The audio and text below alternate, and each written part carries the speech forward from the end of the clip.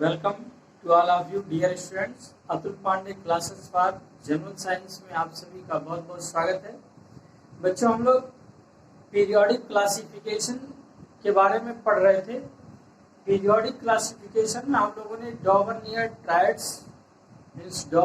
Triads rule को पढ़ा। आज हम लोग पीरियोडिक क्लासिफिकेशन के दूसरे class means Newland octaves rule के बारे में पढ़ते हैं। न्यूलैंड ने अपने ऑक्टेव्स रूल में क्या बताया, क्या इनकी इम्पोर्टेंस थी, क्या लिमिटेशन थी, इन सारी चीज़ों के बारे में हम इस क्लास में पढ़ेंगे, अध्ययन करेंगे।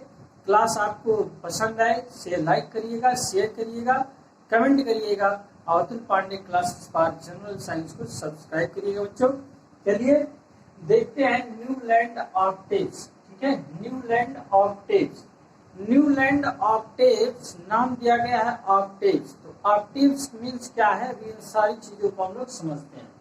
सबसे पहले जैसे डॉबर्नियर ने एलिमेंट का जो क्लासिफिकेशन किया था group of 3 elements increasing order of atomic मास के आधार पर किया था, ऐसे ही न्यूलैंड्स ने भी एलिमेंट्स को अरेंज किया किस आधार पे, इंक्रीजिंग ऑर्डर ऑफ एटॉमिक मास के आधार पे। किसके आधार पे, इंक्रीजिंग ऑर्डर ऑफ एटॉमिक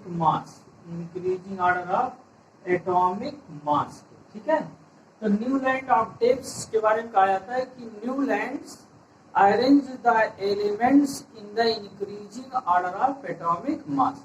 इन्होंने एलिमेंट्स को इंक्रीजिंग ऑर्डर ऑफ एटॉमिक मास के आधार पे अरेंज किया। ठीक, अपने एटॉमिक मास को अरेंज करने के लिए उन्होंने म्यूजिकल नोट्स को बेस बनाया। ठीक है, म्यूजिकल नोट्स को बेस बनाया, जो 7 म्यूजिकल नोट्स होते हैं, सा रे गा मा पा धा नी। ठीक है, ये 7 म्यूजिकल नोट्स सा रे गा मा पा धा नी, इनको इन्होंने क्या किया, अपने ऑक्टेव्स रूल के लिए बेस बनाया। ठीक है, इसको ऑक्टेव्स क्यों कहा गया, ऑक्टेव्स इसलिए कहा गया जब इन्होंने एलिमेंट का क्लासिफिकेशन किया इंक्रीजिंग ऑर्डर ऑफ एलिमेंट में, तो ये बताया कि जो फर्स्ट एलिमेंट की प्रॉपर्टी होती है वह एवरी 8th एलिमेंट की प्रॉपर्टी के क्या होती है, सिमिलर होती है एज द म्यूजिकल नोट्स के आधार पर। जैसे म्यूजिकल नोट सारे गामा पाधा नी सा पे आके खत्म होता है, ऐसे इन्होंने भी बताया। तो इन्होंने जो स्टेट किया, न्यूलैंड्स ऑक्टेव का जो स्टेटमेंट हम लोग लिखते हैं, ठीक है, इनका स्टेटमेंट क्या था न्यूलैंड्स ऑक्टेव का, ये तो इन्होंने बताया कि generally increasing order of atomic mass arrange किया, लेकिन स्टेटमेंट क्या होता है नोट करिएगा। It states when the elements are arranged, it states when elements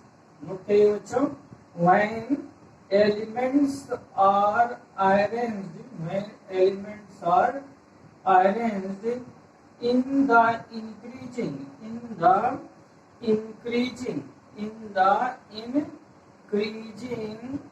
order of atomic mass, in the increasing order of atomic mass, the properties of increasing of atomic mass, the properties of every 8th element, the properties of every 8th element, the properties of every 8th element is a kind of repetition, of first,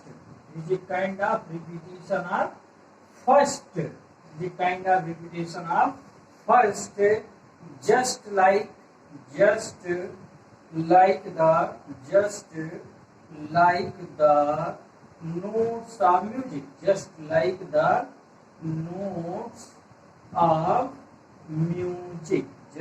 the notes of music, तो इन्होंने अपना क्या दिया, statement दिया। Newlands ने अपने statement में ये चीज लिखा, बताया कि when elements are arranged in the increasing order of atomic mass, जब एलिमेंट्स को increasing order of atomic mass में अरेंज करेंगे तो कहा the properties of every eighth element, जो प्रत्येक एर्थ एलिमेंट की प्रॉपर्टी होगी is a kind of repetition, वो क्या होगा, एक तरह का रिपीटेशन होगा of first, just like the notes of music, पहले का रिपीटेशन होगा। मतलब जो कहा गया सारे गामा पा नी सा, फिर से इसी पे आ गया, तो फर्स्ट और ये क्या होगा, एर्थ। मतलब यदि हाइड्रोजन की प्रॉपर्टी है तो हाइड्रोजन से एर्थ एलिमेंट क्या होगा, फ्लोरीन होगा, क्लोरीन होगा, तो इसकी प्रॉपर्टी मतलब किसी एक ग्रुप की प्रॉपर्टी क्या होगी, सिमिलर होगी। ये इन्होंने न्यूलैंड ने अपने ऑक्टेव्स रूल में बताया। मतलब यदि लिथियम को फर्स्ट लेते हैं तो इसका एर्थ एलिमेंट क्या आएगा, सोडियम, मतलब लिथियम की प्रॉपर्टी सोडियम के सिमिलर होगी। सोडियम को फर्स्ट लिए तो इसका इंक्रीजिंग ऑर्डर ऑफ एटॉमिक मास पे देखेंगे तो एर्थ एलिमेंट क्या होगा, पोटेशियम, मीन सोडियम पोटेशियम की प्रॉपर्टीज की क्या होगा, सिमिलर होगा।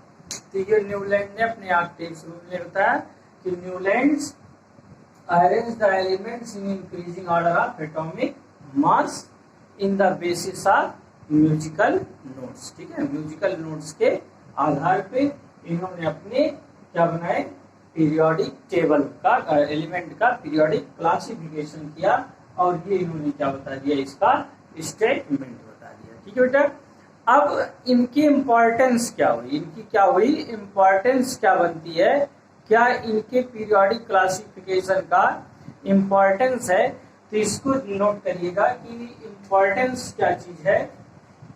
तो इम्पोर्टेंस के बारे में कहा जाता है, इम्पोर्टेंस इनकी क्या होती है, इम्पोर्टेंस कहा जाता है कि Newlands law of octaves worked well with light elements up to 17 elements up to calcium.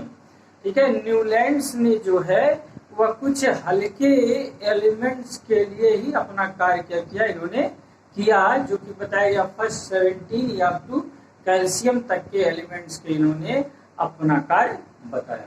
तो इनके इम्पोर्टेंस को क्या लिखेंगे, यदि सिग्निफिकेंस ऑफ न्यूलैंड्स ऑक्टेव्स आपसे पूछा जाए या कहा जाए कि right the importance of Newland law of octaves, तो लिखिएगा क्या है importance of Newland of Octave.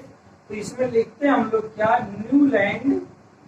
Newlands law of octaves, Newlands law of octaves, Newland law of octaves worked well with Newland law of octaves worked well with lighter elements, worked well with lighter elements, worked well with lighter elements means जिसको बोला गया क्या, first 17 element, इसके बारे में first 17 element, या फिर कहा गया up to calcium, up to calcium. इनकी क्या है इंपॉर्टेंस होती है Mendeleev periodic, Newlands law of octaves की, न्यूलैंड लॉ ऑफ ऑक्टेव्स की ये इंपॉर्टेंस बनती है बच्चों कि Newlands law of octaves worked well with lighter elements. ठीक है, कुछ हल्के तत्वों के लिए उन्होंने अपना काम किया, जिसके लिए बताया गया first 17 elements up to calcium तक के लिए, अप टू कैल्शियम तक के लिए, ये इनकी इंपॉर्टेंस थी। लेकिन फिर इनकी भी क्या हो गई, कमियां रह गई, इनकी भी लिमिटेशंस रह गई। क्या लिमिटेशंस रह गई, तो देखिए सुनिएगा, लिमिटेशंस के बारे में कहा जाए तो ये इनका जो न्यूलैंड्स ऑक्टेव्स जो रूल था only applicable up to calcium, केवल कैल्शियम तक के लिए क्या हुआ, एप्लीकेबल हो पाया।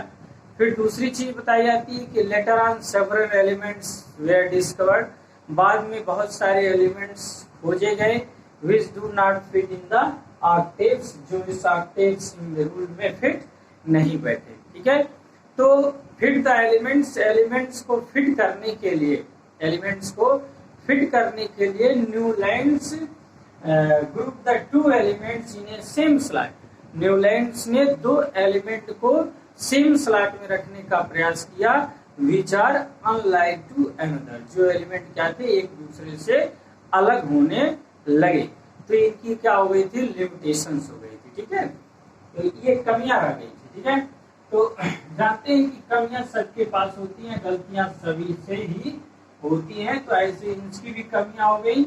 उन्होंने जो अपने समय पर जो चीजों को देखा था उन चीजों के आधार पे अपनी थ्योरी को बताया था। ठीक है, तो नोट करिएगा इसके लिमिटेशंस के बारे में। तो लिमिटेशन में पहली चीज, लिमिटेशन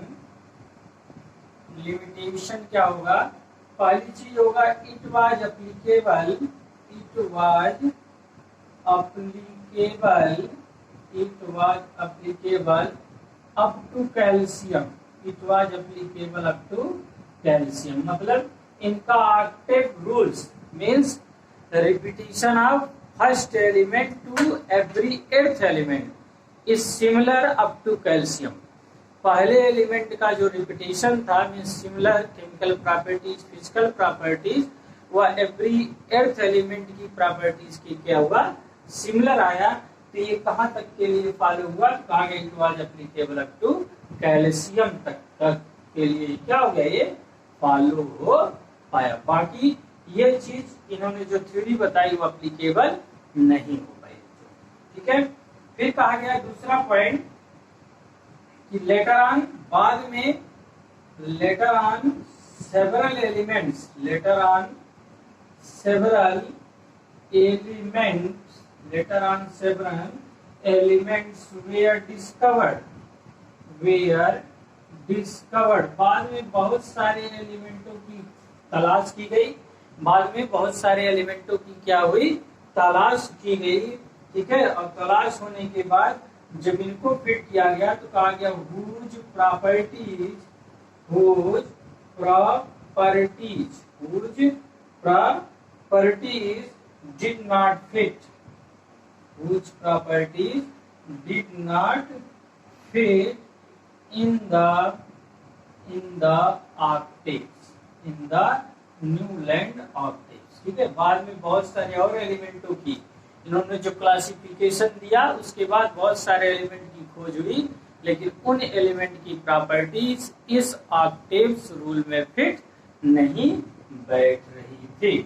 ठीक है, फिर अगली और क्या लिमिटेशंस रह गई, इसके बाद लिमिटेशंस जब ऐसी कमियां हुई तो इस कमियों को दूर करने के लिए न्यूलैंड्स ने सेम स्लॉट में दो एलिमेंट को रखने का प्रयास शुरू किया, लेकिन जो दो एलिमेंट को रखा उस दो एलिमेंट मतलब उन दोनों एलिमेंट की प्रॉपर्टी या उन एलिमेंट की प्रॉपर्टी उस ग्रुप में प्रेजेंट एलिमेंट की प्रॉपर्टी से क्या हो गई, अलग होने लगी। जैसे कोबाल्ट निकिल को इसमें रख दिया तो hydrogen chlorine chlorine non metal हो गए, और कोबाल्ट और निकिल क्या हो गए, मेटेलिक प्रॉपर्टी के हो गए, जिसके कारण ये क्या हो गई, इनकी ये कमियां मिली। ठीक है, तो इसके बारे में लिखते हैं क्या कि in order to fit elements, in order to fit, in order to fit elements, in order to fit elements Newland, in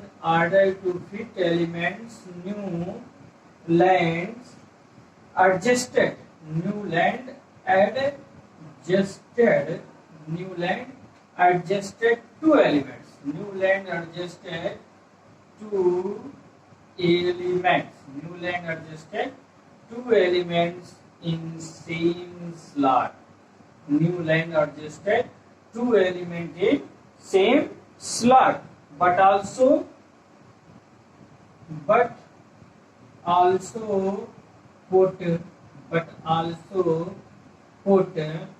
some unlike, but also put some unlike, but also put some unlike elements, but also put some like elements in the same slot, in the same slot, ठीक है, in the same slot, ठीक है, under the same slot. तो इनकी क्या रह गई, limitations हो गई। ठीक है, इनकी क्या हो गई, लिमिटेशंस हो गई किसकी, न्यूलैंड लॉ ऑफ ऑक्टेव्स की। ठीक ठीक है। तो कहा गया है पहला point, it was applicable up to calcium. Note कर लीजिएगा चीजों को, पूछा जाता है आपसे what are the limitation of Newland law of octaves, what are the limitation of Dobereiner law, Dobereiner triads rule, ठीक। तो ऐसी चीजें। दूसरा point, later on several elements were discovered, बाद में बहुत सारे एलिमेंट्स की तलाश हुई, which properties did not fit in the octave, जिसकी प्रॉपर्टी इनके ऑक्टेव से क्लासिफिकेशन में फिट नहीं बैठी, ठीक है। फिर क्या हुआ, कहा in order to fit elements, elements को फिट करने के लिए Newland adjusted to elements, Newland ने दो एलिमेंट को एडजस्ट किसमें किया, in same slot, but also put some, और कुछ सम अनलाइक एलिमेंट्स, और कुछ अनलाइक एलिमेंट्स को इन्होंने क्या रख दिया, अंडर द सेम स्लैट कर दिया, ठीक है। तो इनकी क्या हो गई, लिमिटेशंस हो गई, ठीक।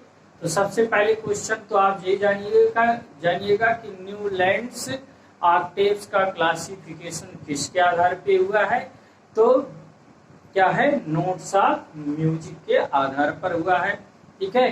क्या स्टेटमेंट इन्होंने दिया, तो स्टेटमेंट यही दिया कि elements are arranged in the increasing order of their atomic mass in which the properties of first element is similar to the every eighth element, जिसमें पहले एलिमेंट की प्रॉपर्टी जो थी is a kind of repetition हुआ, is a kind of repetition to the every eighth element in the octaves का। तो ये इन्होंने क्या बताया था अपना स्टेटमेंट। एक चीज और जानिएगा कि न्यूलैंड्स लॉ ऑफ ऑक्टेव्स में डोवर्नियर का, न्यूलैंड लॉ ऑफ ऑक्टेव्स में जो है बाबू, डोवर्नियर का ट्रायड्स पूछा जाता है कि डोवर्नियर का ट्रायड्स न्यूलैंड ऑक्टेव्स में मिलता है कि नहीं, डोवर्नियर ट्रायड्स न्यूलैंड ऑक्टेव्स में दिखाई देता है कि नहीं।